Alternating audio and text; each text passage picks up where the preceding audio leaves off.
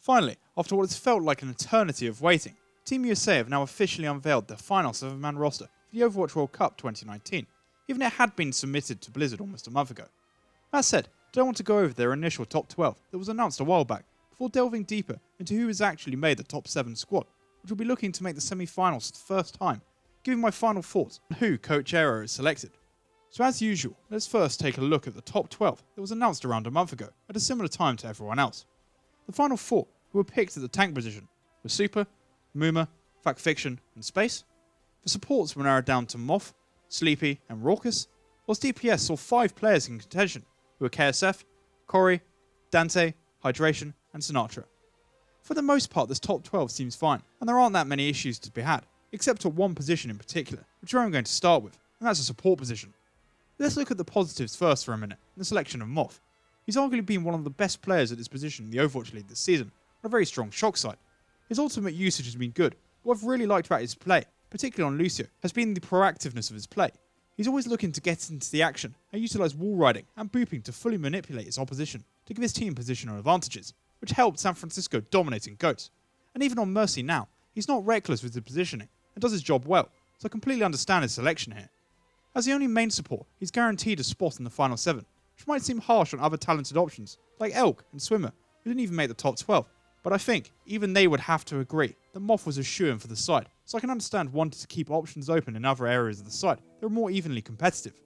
One such position where that would apply would be the flex support position, which for a long time now I think people thought would come down to a final 3 of Sleepy, Dogman and Raucous, and consequently if they all made the top 12 alongside Moth, that would have taken up the freed spot.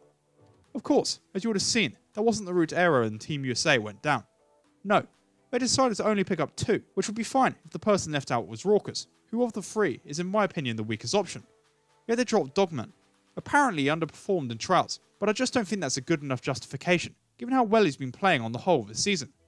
Yes, at times a little over-aggressive, which sees him die a bit more than the average player, but since the end of Stage 3, he's been on fire on both Ana and Zen, and has been a contributing part of Atlanta's 7-0 Stage 4, whereas on anything other than Ana, Raucous has continued to underwhelm, while Sleepy has been bench-sitting behind Guido, but I'd still rate him higher than Raucous. If a team were to pick players like Super and Sinatra, his aggressive playstyle would seemingly mesh quite nicely as well, so I can completely understand his outburst in the post-match interview the other day, at the LA Valiant homestand, of demolishing the fuel, and I do think it's been a bit of an oversight if all of the top 12 decisions were made almost completely on trial performances, and didn't take into account other factors, including regular season play. Moving on though, at DPS, I don't think there can be too many problems with the final 5 who made the top 12 for this year. The one player who I think is unfortunate to have missed out is Nero, who've been popping on the charge alongside Happy with some incredibly strong performances on Mei, Farah and Junkrat in particular. They've made Guangzhou one of the most dominant sides at stage. But given these performances have taken place after the trials, it is understandable that he may not have had the best chance to showcase his talent. But that isn't the fault of the coaches, just the system Blizzard have in place for finalising rosters. There were 2 other players who could perhaps have been looked at as well, which firstly was Baby Bay. His Widow and Hanzo are quite strong, as shown by Stage 4 performances on them for Atlanta, but given the competition he had to face, it's not a shock to me that he just missed out. The other player I initially heard a few mumblings about was Blase, but given he's finished the season on off-tank and had been very inconsistent on DPS beforehand for Boston, his absence isn't a surprise either. The only surprise really is that amazingly, Zachary didn't make the top 12, which is astonishing given all the predictions beforehand that Erod would once again turn to his main man. As for the 5 themselves, they've all had really good seasons at certain points and can offer some different things each, which is why I think they made the top 12. Corey is an insane Widowmaker and Hanzo, whilst KSF is also a strong option here as well. Sinatra offers quality on a variety of different heroes, both hitscan and projectile. Dante is a specialist you could take as Tracer or Sombra, whilst Hydration is another, whose flexibility could greatly aid the side as a 7th man.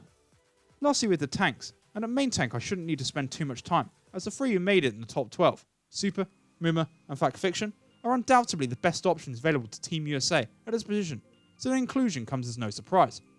At off-tank though, again, like main support, only one player was picked, and that was Space, meaning they had a guaranteed spot in the final 7 as well.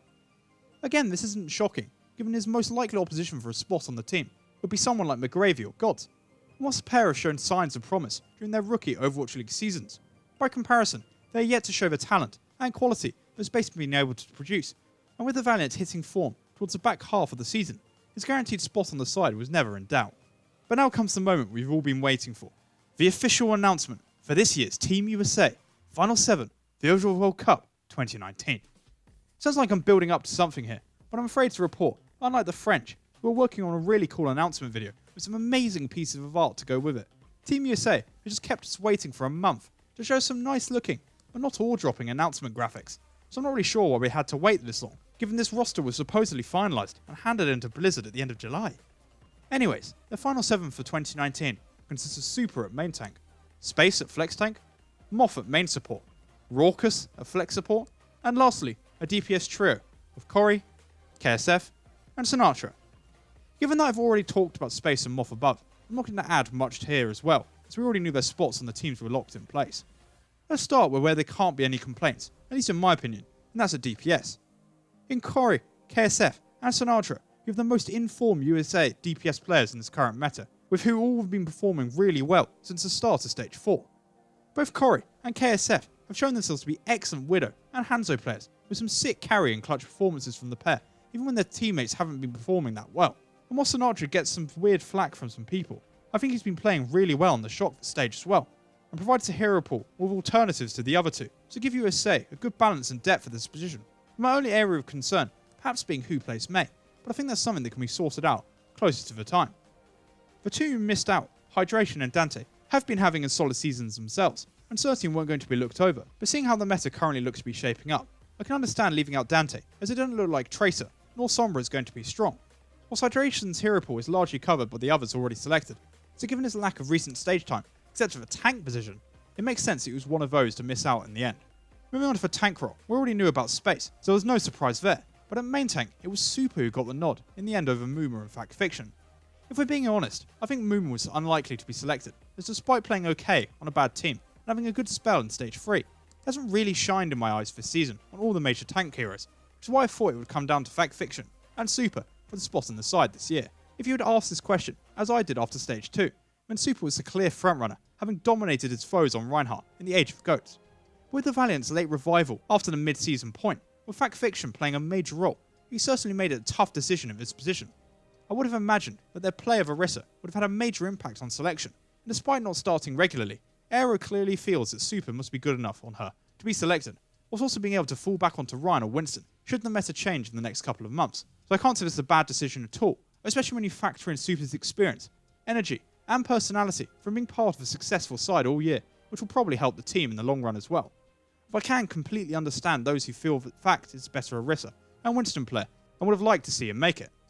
I've already discussed Moth, meaning the last position I need to talk about on this team is at flex support, where unsurprisingly, but disappointingly, Raucous was selected over Sleepy. Again. The thing with Raucous is that he is a good Ana, and has shown quality on her over the last couple of stages with the Outlaws, as she's crept back into the meta. The issue is, he's terrible at Zen, and hasn't shown quality anywhere else at the position. This is the third year in a row they've picked Raucous, and look at how the last two times went. Sure, he might have performed well in the trials, and I acknowledge that Sleepy has been riding the bench behind Guido, but I still rate him as a much better Zen, and a reasonably evenly matched Ana. If I could, I would have picked Dogman, but he's out of the equation, but I feel like this area is a major weakness once again the teams will look to exploit, and if Ana falls out of the meta by the time the World Cup rolls around, then Team USA could be in a spot of bother, and may rue not switching things up for this year.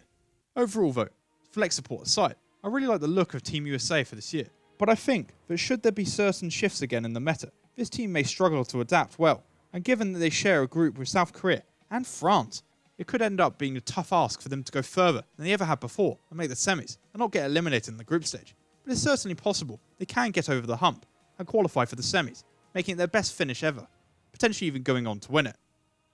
And with that, we reach the end of my Team USA Final 7-man roster video, and I'd thank you for watching. Tomorrow I'll be back with my next power rankings, although I might adjust the format slightly, seeing as the regular season is over and we're heading into the play-ins and playoffs. But if you enjoyed and don't want to miss out, please like, subscribe, and follow me on Twitter for this continuing competitive Overwatch coverage and content. And I hope you enjoy the rest of your day.